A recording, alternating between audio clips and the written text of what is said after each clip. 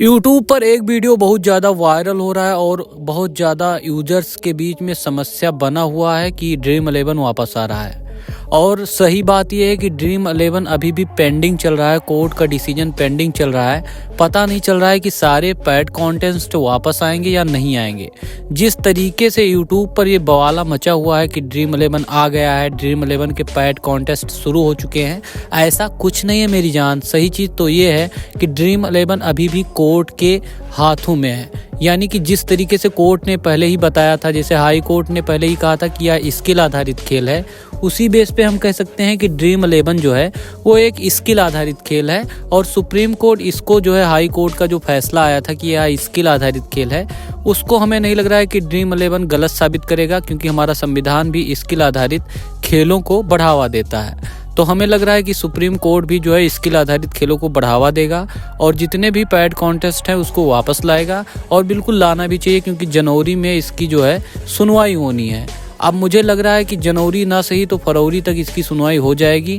और ड्रीम 11 की तरफ से, यानी कि कंपनी की तरफ से, बहुत ही बड़े वकील यानी कपिल सिब्बल जो है वो लड़ाई लड़ रहे हैं। और कपिल सिब्बल इस तरीके के वकील नहीं है, वो बहुत हाई लेवल के वकील हैं। वो जो है ड्रीम 11 की तरफ से सुनवाई कर रहे हैं और पूरी उम्मीद है कि इसमें ड्रीम 11 की जीत होगी।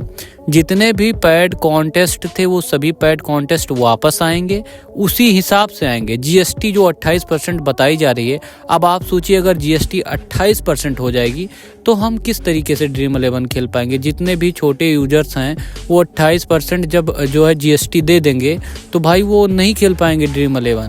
और वो अपने स्किल का जो प्रयोग करते थे वो भी नहीं कर पाएंगे। जब बंदा ये समझ जाएगा कि भाई हमें 28% जीएसटी ही देना है तो जीएसटी नहीं दे पाएगा। दूसरी चीज़, 10,000 पे 30% की कटौती होती थी। अब हर बिनर जितने भी बिन करेगा, आप मान लीजिए वो 100, 50, 200 जो भी बिन करता है, अगर उसको उतने पे ही 30% जो है जीएसटी देनी पड़ेगी तो बंदा ड्रीम 11 नहीं खेलेगा, ना ही वो अपने स्किल का प्रयोग कर पाएगा।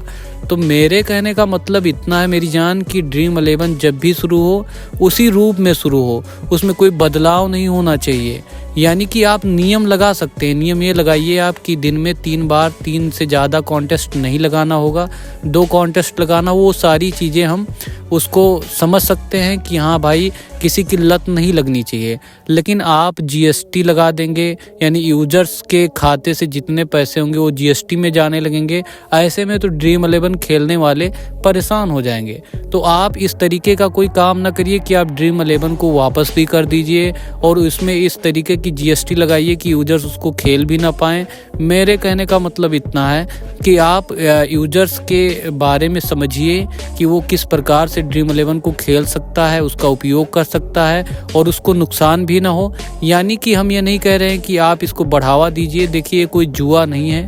जब टास होता है तो ड्रीम 11 यूजर्स पहले टास को देखते हैं, पिच रिपोर्ट देखते हैं, बल्लेबाज की परफॉर्मेंस देखते हैं, उसके बाद ही वो जो है ड्रीम 11 पे अपने कॉन्टेस्ट को चूज करते हैं।